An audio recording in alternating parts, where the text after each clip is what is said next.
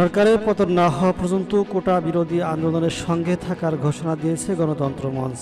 বৃহস্পতিবার দুপুরে এক সংবাদ সম্মেলনে এই ঘোষণা দেন মঞ্চের নতুন সমন্বয়কারী নাগরিক ঐক্যের সভাপতি মাহমুদুর রহমান মান্না। তিনি বলেন, শিক্ষার্থীরা যেভাবে লড়াই করছে সেভাবে শিক্ষক, গুণীজন, মুরব্বী, আইনজীবী, সাংবাদিকেরা সবাই নেমেছে।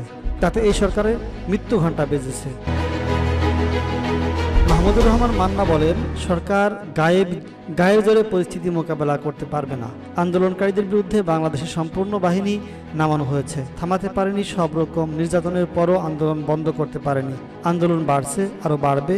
গণতন্ত্র মঞ্চ এর সঙ্গে শুরু থেকে ছিল, এখনও আছে, ভবিষ্যতেও থাকবে, যতক্ষণ পর্যন্ত এই সরকারের পরাজয় না হয়। মান্না বলেন, এই আন্দোলন কেবল কোটার আন্দোলন নয়, এটা বৈষম্য বিরোধী আন্দোলন।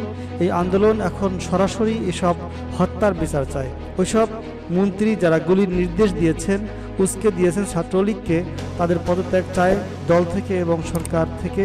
প্রধানমন্ত্রী যাতে সব হত্যাকাণ্ডের দায় নিয়ে জনগণের কাছে ক্ষমা চান, শিক্ষার্থীরা সেই দাবি করেছেন। এতগুলো মানতে হবে। বাংলাদেশের বিপ্লবী ওয়ার্কার্স পার্টির সাধারণ সম্পাদক সাইফুল হক বলেন, সরকারের মধ্যে এক ধরনের গৃহ দাহ শুরু হয়েছে। গতকাল সরকারি দলের সাধারণ সম্পাদক ওবায়দুল কাদের নিজের দলের গুরুত্বপূর্ণ নেতাদের কাছে ভুয়া শুনে সভাস্থল ত্যাগ করতে হয়েছে।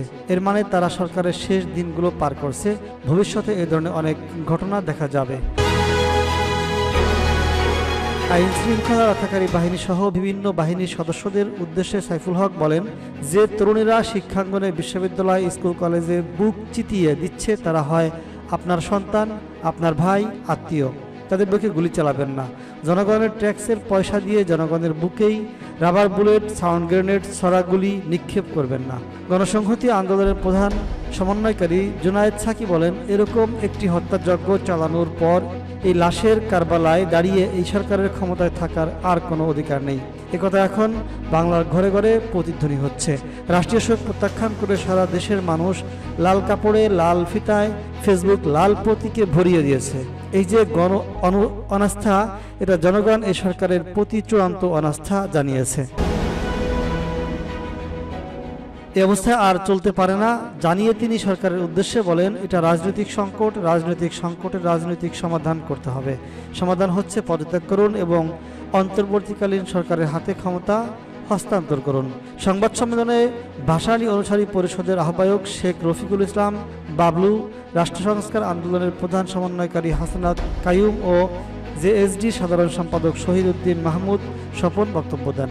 তোপাখানা রোডে নাগরিক ঐক্যের কার্যালয়ে গতকাল বুধবার পুনরায় পল্টনে সমাবেশ করতে না দেওয়ার প্রতিবাদে সার্বিক পরিস্থিতি তুলে ধরতে এই সংবাদ সম্মেলন করেন তারা।